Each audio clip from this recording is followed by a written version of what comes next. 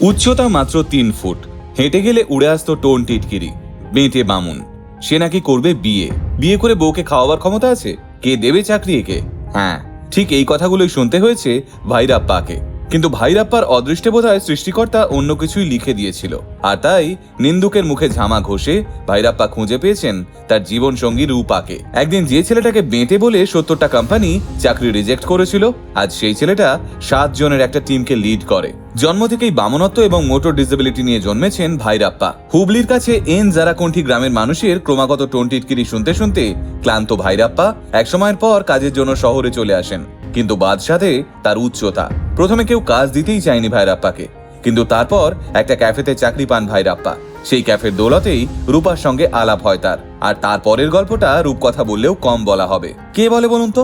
ভালোবাসায় স্বামী স্ত্রীকে একেবারে পিকচার পারফেক্ট কাপল হতেই হয়। ভালোবাসা থাকলে সব কাপলরাই পারফেক্ট। বেঙ্গালুরুর মিট্টি ক্যাফে, এই ক্যাফেতেই চাকরি করেন 3 ফুটের ভাইরাপ্পা। মিট্টির হুবলির আউটলেটে প্রথম ইন্টারভিউ দিতে এসেছিলেন ভাইরাপ্পা।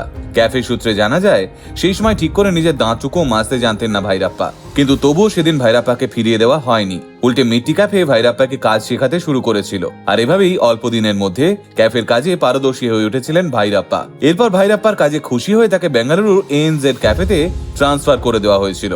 সেখানে 1 বছর কাজ করবার পর ইনফোসিস ক্যাফের কাস্টমার সার্ভিস এক্সিকিউটিভ পদে ভাইরাপ্পাকে আবারও ট্রান্সফার করে দেওয়া হয়। আর এই কর্পোরেট ক্যাফের একটি ক্যাটারিং ইভেন্টেই রূপার সঙ্গে আলাপ হয় ভাইরাপ্পার। রূপাকে প্রথম দেখেই ভালো লেগে গেছিল ভাইরাপ্পার, যাকে বলে লাভ অ্যাট ফার্স্ট সাইট। রূপা সেই ইভেন্টটিতে এসেছিলেন উইপ্রো ক্যাফের তরফ থেকে। সেখানেই কাজ করতেন রূপা। এদিকে ভাইরাপ্পার মতোই রূপারও উচ্চতা 3 ফুট, কিন্তু তবুও রূপাকে অদ্ভুতভাবে ভালোবেসে ফেলেছিলেন ভাইরাপ্পা। ওই কর্পোরেট ইভেন্টের পরেও আরো বেশ কয়েকবার রূপার সঙ্গে ভাইরাপ্পার দেখা হয়েছিল। সেই সময় ভাইরাপ্পা নিজের মনের কথা জানিয়েছিলেন রূপাকে। ভাইরাপ্পা রূপাকে এও বলেছিলেন তাকে বিয়ে করে যোগ্য মর্যাদা দিয়ে নিয়ে যাবেন তিনি।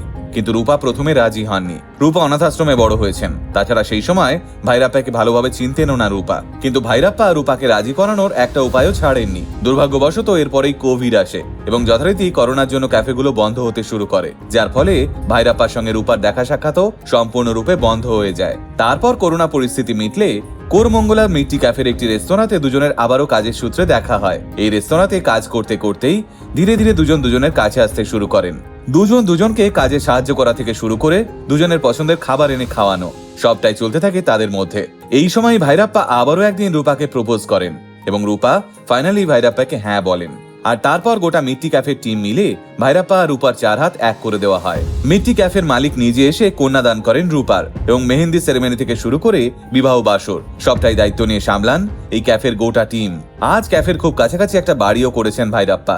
একদিন যারা ভাইরাপ্পা আর রূপাকে দেখে হেসেছিল, আজ তারাই ওদের ভাইরাল বিয়ের ছবি দেখে অবাক হচ্ছেন। অবশ্য হিংসায় হতাশও হচ্ছেন বলা যায়। আসলে কি জানেন, ছেড়ে যাওয়ার জন্য 1000টা অজুহাত লাগে মানুষের, কিন্তু থেকে যাওয়ার জন্য শুধু ভালোবাসাটুকুই যথেষ্ট। আর ভালোবাসায় মানুষটা দেখতে কেমন সেটা থেকে অনেক বেশি গুরুত্বপূর্ণ আসলে মানুষটা কেমন। তাই লোকে আপনাদের পাশাপাশি দেখে কি বললো ভাববেন না, মনে রাখবেন কুছ তো লোগ কহেঙ্গে, লোগোं का काम है कहना।